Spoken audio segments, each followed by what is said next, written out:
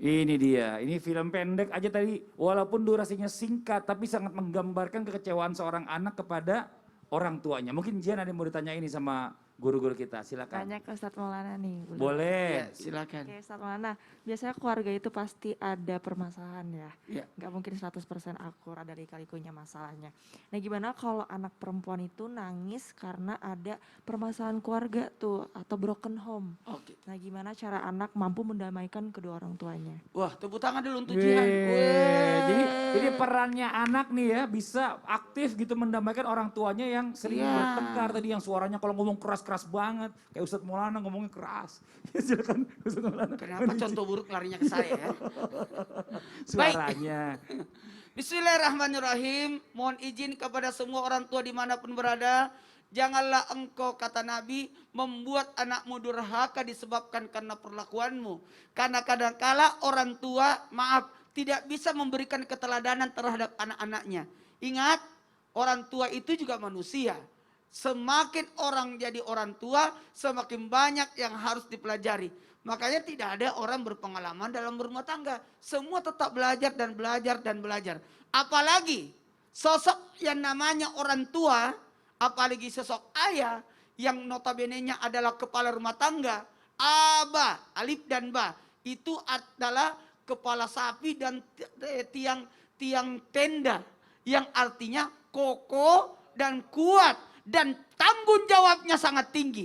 Makanya apa yang terjadi jikalau terjadi pertengkaran? Apa dampaknya? Pengaruh terhadap anak.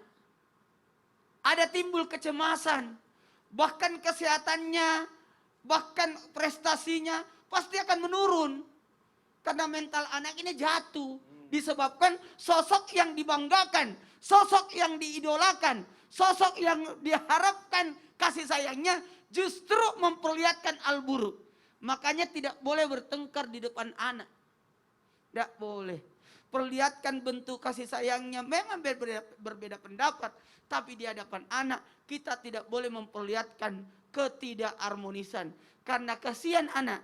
Anak itu pinginnya melihat orang tuanya bahagia. Betul.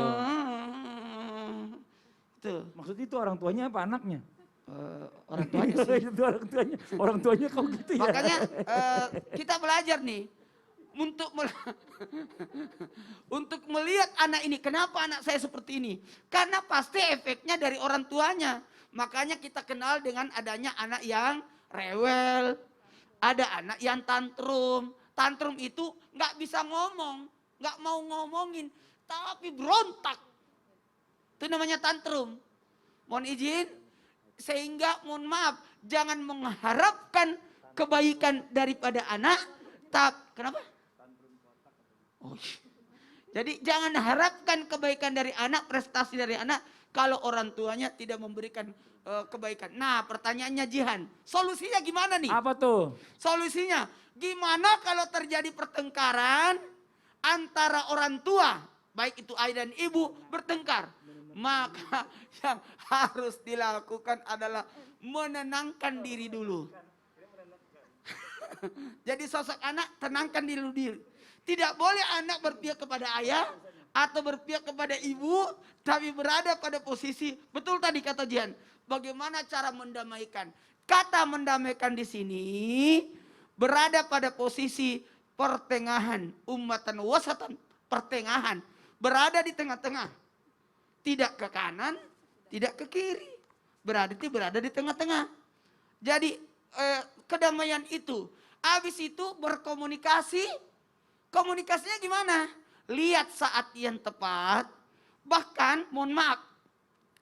Kebohongan memang tidak boleh. Tapi kebohongan untuk mendamaikan itu diperbolehkan. Ma, papa itu kangen sama mama. Ma, ternyata papa itu sangat membutuhkan mama, Dan disinilah bentuk sosok anak, pengertian sebagai sosok anak terhadap orang tua. Jadi bukan aja orang tua selalu pengertian sama anak yang harus mengerti terhadap orang tua. Nah, terima kasih banyak Ustadz Maulana atas penjelasannya. Jadi bicara masalah tentang anak dan orang tua ini masing-masing harusnya sinergi. Sinergi, jadi ya? Nggak bisa salah satu dominan. Menenangkan dulu, Betul. baru Cari waktu untuk berkomunikasi, kemudian apalagi pengertian terhadap keduanya. Nah,